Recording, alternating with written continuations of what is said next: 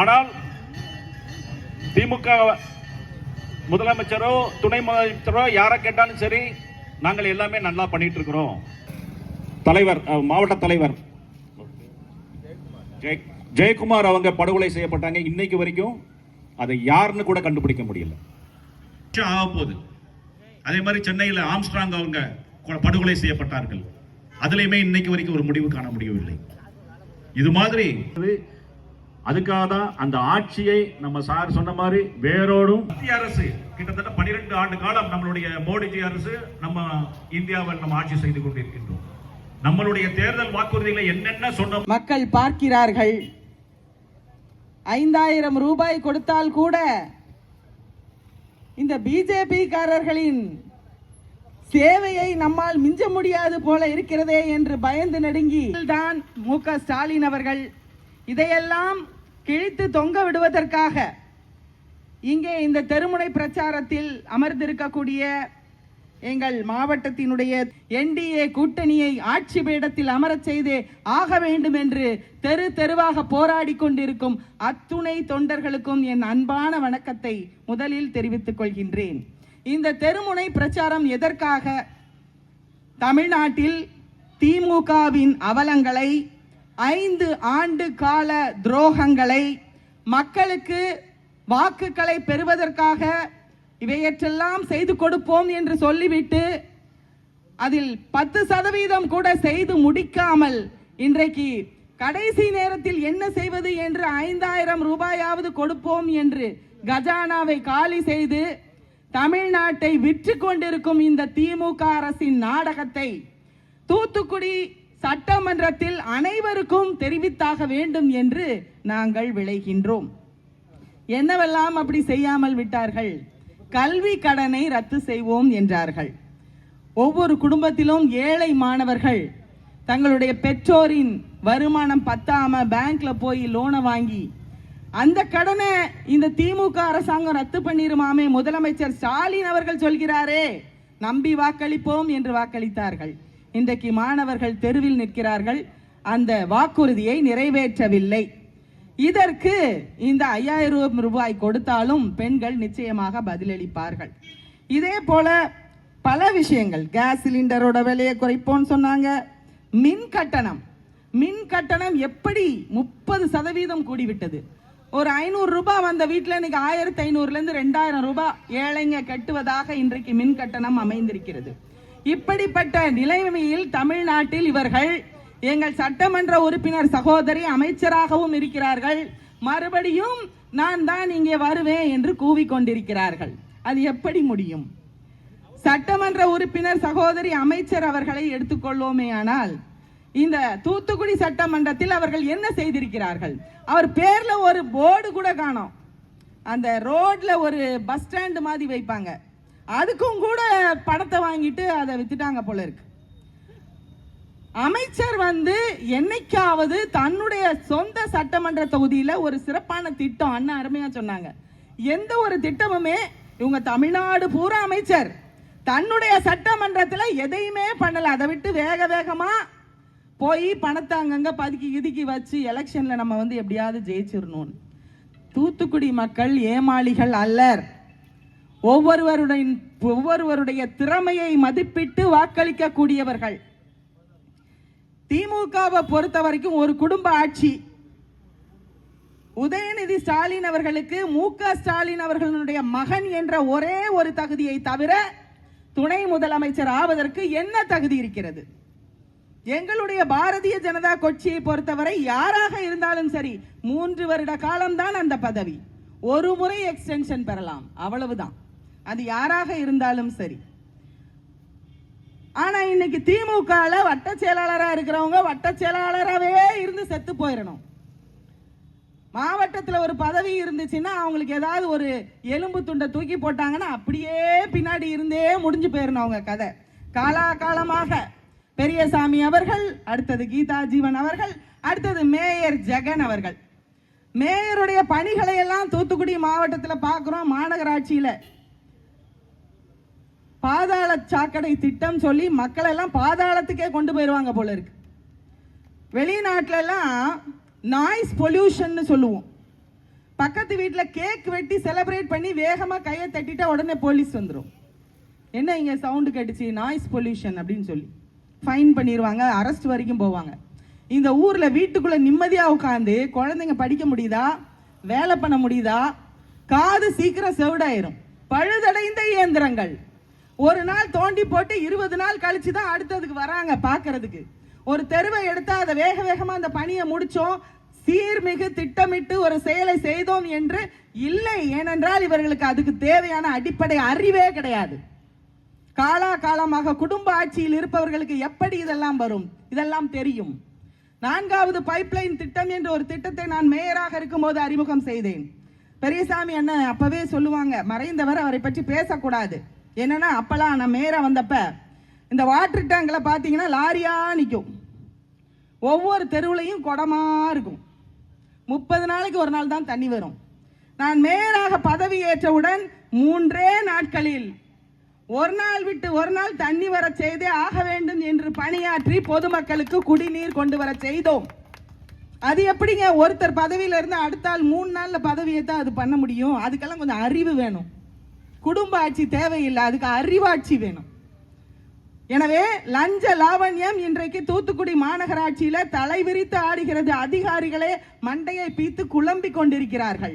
மாநகராட்சி அதிகாரிகளே எனக்கு என்ன, ஐயோ ஜெகன் ஒரு பக்கம் கேட்கிறாரு, கீதா ஜீவன் ஒரு பக்கம் கேட்கிறாங்க, கனிமொழி அக்கா ஒரு பக்கம் கேட்கிறாங்க, அமைச்சர்னு சொல்லி அங்க அனிதா வேற ஒரு பக்கம் கூப்பிட்டு விடுறாரு. இந்த ஆட்சி எப்பப்பா முடியும்னு கான்ட்ராக்டர் எல்லாரும் தலையில துண்டு போட்டுட்டு ஓடுறாங்க. அந்த அளவுக்கு பொதுமக்களுடைய பணியை, சேவையை எடுத்து செய்வதற்கு முடியாமல் ஊழல் திளைத்து திகழ்கிறது இந்த தூத்துக்குடி மாநகராட்சியில். இவங்க காங்கிரஸ் கூடவே இருக்கிற கூட்டணியில் இருக்கிற காங்கிரஸை இன்னும் கூட்டணி பேச துப்பு இல்ல. கூடவே இருக்கிற காங்கிரஸை இன்னும் உனக்கு இத்தனை சீட்டு எங்களுக்கு இத்தனை சீட்டு வாப்பா முதல்ல அப்படின்னு கூட பேச துப்பு இல்ல. இவங்க இந்திய கூட்டணின்னு சொல்லி பீகாருக்கு ஓடினாரு நம்ம முதலமைச்சர், அங்க ஓடினாரு இங்க ஓடினாரு இந்த காங்கிரஸ் கட்சிக்காக. கடைசியில தன்னுடைய சொந்த மாநிலத்துல தான் முதலமைச்சரா இருக்கும் போதே அந்த காங்கிரஸ் கூட்டணியை கூப்பிட்டு பேசி முடிக்கிறதுக்கு தகுதியற்ற திறனற்ற ஒரு முதலமைச்சர். எங்க என்டிஏ கூட்டணியை பத்தி நீங்க கேள்வியும் கிண்டலும் ஆரம்பிச்சீங்களே, எங்க என்டிஏ கூட்டணியில ஒரே ஒரு நாள் தான் எங்க அமித்ஷாஜி வந்தாங்க, முடிஞ்சு போச்சு. ஒரே ஒரு நாள் தான் வந்தாங்க அமித்ஷாஜி, முடிஞ்சு போச்சு. முடியவே முடியாதுன்னு இருந்தது ஒரே இரவுல முடிஞ்சு போச்சு, அவ்வளவுதான். இதுல எந்த மிரட்டலோ உருட்டலோ கிடையாது. பாரதிய ஜனதா கட்சி என்றால் சொன்னதை செய்யும் கட்சி, அவ்வளவுதான். பாரதிய ஜனதா கட்சி என்றால் செயல்மிகு கட்சி, திறமையான கட்சி, திறமையானவர்களை கொண்ட கட்சி, உறுதியான கட்சி. இதை மக்கள் நம்புகிறார்கள். மத்தியில் ஆளுகின்ற ஆட்சியை பாருங்கள். இந்த ஆட்சி தமிழகத்தில் வேண்டாமா? பிரதமர் மோடி அவர்கள் வெளிநாடுகளில் செல்லும் பொழுது தமிழக மக்களுக்கு கிடைக்கிற பெருமையை பாருங்கள், இந்திய மக்களுக்கு கிடைக்கிற பெருமையை பாருங்கள். ஒவ்வொரு ஏர்போர்ட்லயும் அந்த பிரைம் மினிஸ்டர் பயப்படுறாரு, ஐயோ மோடி வந்துட்டாருப்பா, தமிழ்நாட்டுக்காரங்களாம் ஒண்ணு சேர்ந்துட்டாங்கப்பா, இந்தியாக்காரங்களாம் ஒண்ணு சேர்ந்துட்டாங்கப்பா, அவ்வளோ கத்துறாங்கப்பா, அவ்வளோ பவர்ஃபுல் மேன். உலக அளவில் இன்றைக்கு பவர்ஃபுல் மேனாக சுத்தி வருகிறார் எங்களுடைய மோடி ஐயா அவர்கள். முன்னாடிலாம் ராமேஸ்வரத்தில் போனா அங்க மீனவர்களை இப்படி பண்ணிட்டாங்க அப்படி பண்ணிட்டாங்க, பாராளுமன்றத்தில் நாங்க இருக்கும்போது எந்திரிச்சு குமுறி குமுறி குமுறி குமுறி கத்துவாங்க. எங்கேயாவது ஒரு தமிழக மீனவனை சுட்டு விட்டார்கள், செத்து விட்டான் என்று கேள்விப்பட்டீர்களா? இந்தியாவில் என்றைக்கு எங்களுடைய பாரத பிரதமர் நரேந்திர மோடி ஐயா அவர்கள் 2014 பதவி ஏற்றார்களோ அன்று முதல் இன்று வரை நம்முடைய மீனவர்கள் எவரையாவது உயிரை எடுப்பதற்கு எவனுக்கு அது தைரியம் வந்திருக்கிறதா? எப்படிப்பட்ட பாதுகாப்பை இந்திய நாட்டிற்கு கொடுத்து கொண்டிருக்கிறது மோடிஜி ஐயா அவர்களுடைய அரசு. எப்படிப்பட்ட மரியாதையை இன்றைக்கு மத்திய அரசாங்கத்தில் பெற்றுக் கொண்டிருக்கிறது எங்களுடைய பாரதிய ஜனதா கட்சியினுடைய அரசு. அப்படிப்பட்ட அரசு தூத்துக்குடியில் வர வேண்டாமா?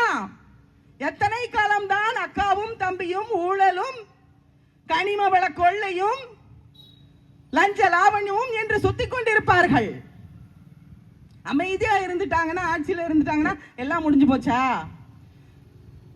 அழுகுன முட்டை இன்ன வரைக்கும் பிரச்சனை இருக்கு, முட்டை பிரச்சனை ஓயல. மகளிருக்கு 5000 ரூபாய் கொடுக்கறாங்க. நீங்க முதல்ல எத்தனை மகளிரை அமைச்சராக்கி இருக்கீங்க? உங்க அமைச்சரவையில திமுக எத்தனை அமைச்சர்களை வச்சிருக்கீங்க? எத்தனை பெண் எம்எல்ஏக்களை உருவாக்கி இருக்கீங்க? நாங்கள் பேசுவதை மட்டும் பேச மாட்டோம், செய்து காட்டுவோம். பாரதிய ஜனதா கட்சி இன்றைக்கு 72 எம்பிக்கள் லோக்சபாவில் இருக்கிறாங்க. 33% சட்டத்தை கொண்டு வருகிறோம் என்றால் அதற்கு நாங்கள் முன்மாதிரியாக இருப்போம். இதுதான் பாரதிய ஜனதா கட்சி. சொன்னதை செய்யும் கட்சி பாரதிய ஜனதா கட்சி. தமிழகத்தில் பெண்களுக்கு முன்னுரிமை வேண்டாமா? ஸ்டாலின் ஐயா 2 அமைச்சரை வச்சு உருட்டி ஓட்டிட்டாரு 5 வருஷம். போதுமா? பெண்கள் பிரச்சனை தான் அவங்களுக்கு தெரியல. பெண்கள்னா ஏமாத்திரலாம்னு நினைக்கிறாங்க. ஏன் துப்புரவு தொழிலாளர்கள் பெண்கள் இல்லையா? அவர்களுடைய பிரச்சனையை நீங்கள் ஏன் தேடி போய் பார்க்கவில்லை? அரசு பள்ளி ஆசிரியர்கள் பெண்கள் இல்லையா? அவர்களுடைய பிரச்சனையை ஏன் பார்க்கவில்லை? உங்களுக்கு வாக்குகள் வேண்டும் என்பதற்காக எதை வேணாலும் செய்வீர்கள். நீங்கள் மாதம் 1000 ரூபாய் கொடுப்போம் என்று பொய் வாக்குறுதி கொடுத்துவிட்டு 27 மாசம் நிறைவேற்றல அந்த வாக்குறுதியை. அப்ப 27,000 பெண்டிங் இருக்கு. பெண்களே, திமுக அரசாங்கம் 27,000 பெண்டிங் தர வேண்டிய இடத்துல 5,000 ரூபாய் தந்து உங்களை ஏமாத்தியாச்சு. அதனால அதுக்கு வாக்களிக்காதீங்க. சொன்ன வாக்குறுதியை நிறைவேற்றாம 18,000 பட்டை போட்ட இந்த திமுக அரசாங்கத்திற்கு வருகின்ற தேர்தலில் பட்டை நாமமிட்டு வெளியே துரத்த வேண்டும். பெண்கள் தமிழ் எதுக்கு எடுத்தாலும் தமிழை கொண்டு வந்துருவாங்க. எதுக்கு எடுத்தாலும் ஐயோ நீட் அப்படின்றாங்க. நீட்டும் அதை எதையும் காப்பாங்க. ஆனா அவங்களுடைய சொந்த லாபம், அவங்களுடைய ஒரே நோக்கம் கடல்ல பேனா வைக்கணும், கனிமொழி அக்காவுக்கு அப்பாவுக்கு கல்ற கட்டணும், அவங்க அண்ணனுக்கு கடல்ல பேனா வைக்கணும். பொதுமக்களுடைய பிரச்சனைகள் அவர்களுக்கு தெரிவதில்லை. மின் கட்டணம் உயர்ந்த சரிகிறது, மக்களால பே பண்ண முடியல. பால் விலை அதிகமாயிடுச்சு, அவங்க குறைப்போன்னு சொன்னாங்க, வாக்குறுதியில அதிகமாயிடுச்சு. அப்ப எங்களுடைய வாக்குறுதியை எடுத்து பாருங்கள். பாரதிய ஜனதா கட்சி 2014 கொடுத்த வாக்குறுதியை 2019 100% நிறைவேற்றியது. 2019 கொடுத்த வாக்குறுதியையும் அப்படித்தான் நிறைவேற்றி கொண்டிருக்கிறது. எங்கேயுமே கொடுத்த வாக்குறுதி நிறைவேற்றாமல் இல்லை. கொடுத்த வாக்குறுதிகள் ஒவ்வொன்றும் சாதாரணமானவை அல்ல. ஜம்மு காஷ்மீர்ல தேசிய கொடி ஏற்றுறது சாதாரண விஷயமா? சொன்னோம், செஞ்சோம். தீவிரவாதத்தை அடக்கிறது சாதாரண விஷயமா? சொன்னோம், செஞ்சோம். முத்தலாக் தடை சட்டம் சாதாரண விஷயமா? முஸ்லிம் சகோதர சகோதரிகளுக்கு உரிமையை பெற்றுக் கொடுத்தோம், சொன்னோம், செஞ்சோம். ஏங்க, ஒரு பால் விலையை 3 ரூபாய் குறைக்கிறோங்கிறதெல்லாம் ஒரு வாக்குறுதி. அதை அவங்க நிறைவேற்றல. தூணு துப்பணுங்க பெண்கள். நாங்க கொடுத்த வாக்குறுதிகள் எவ்வளவு பெரிய வாக்குறுதிகள், அதை எப்படி நிறைவேற்றி முடித்திருக்கிறோம்? 100%. அதற்காக பாரதிய ஜனதா கட்சி உள்ள என்டிஏ அரசாங்கத்திற்கு நீங்கள் வாக்களிக்க வேண்டும் சகோதர சகோதரிகளே. மேலும் அத்தனை விஷயங்களையும் என் அன்பு சகோதரர்கள் அத்தனை பேரும் சொன்னாங்க.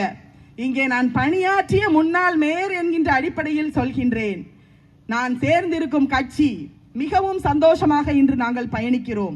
இங்கு நேர்மையானவர்கள், தேச சேவை செய்பவர்கள் இருக்கிறார்கள். எங்களுடைய அரசாங்கம் நேர்மையான அரசாங்கம். ஒரு அமைச்சர் கூட ஊழலுக்கு பலியான அமைச்சர் இங்கு கிடையாது. திமுக அரசாங்கத்தில் எந்த அமைச்சராவது ஊழல் பேர் எடுக்காதவர்கள் இருக்கிறார்களா? இங்க திமுகவில் கூட குடும்பம் முழுவதும் ஊழலில் சிக்கி கீதா ஜீவன் அவர்கள், அவரது தம்பி ஜெகன் அவர்கள் அனைவர் மீதும் ஊழல் வழக்கு பதிவு செய்யப்பட்டது. இன்னும் மேல்முறையீடுக்கெல்லாம் போல. அடுத்த மேல்முறையீடுக்கு யாரும் போகல. நானும் ஒரு வழக்கறிஞர் தான். அதில் மேல்முறையீடு செய்வதற்கு அனைவருக்கும் அதிகாரம் இருக்கிறது. அதனால எப்பவுமே ஊழல் செய்த பெருச்சாளிகளை இந்த தேசம் விட்டு வைக்காது என்பதை மட்டும் இந்த நேரத்தில் தெரிவித்துக் கொண்டு, எங்களுக்கு பர்மிஷன் கேட்டோம்னா ஒளிச்சு எங்கேயாவது யாருமே பார்க்காத இடத்துல கொடுக்கிறது. ஏங்க, நாங்க தான் அந்த பக்கம் ரோட்ல வந்தாலே ஏதோ எல்லாரும் போறாங்களே என்னன்னு சொல்லிட்டு எங்க ஒவ்வொரு கரை சேகமாக்கணும். ஆரஞ்சு கலர் துண்டை போட்டு நடந்தாலே தெரிஞ்சு போயிருமே. நீங்க கொடுக்கலன்னா கூட அங்க இருந்து இங்க வரைக்கும் தெரியுமே. அதனால மறுபடியும் ஒரே ஒரு விஷயம்தான். எப்படி நாங்கள் செங்கோட்டையை பிடித்தோமோ அதே போல சென்ட் ஜார்ஜ் கோட்டையை என்டிஏ அலங்கரிக்க போகிறது என்பதை இந்த நேரத்தில் தெரிவித்து விடைபெறுகிறேன். நன்றி, வணக்கம்.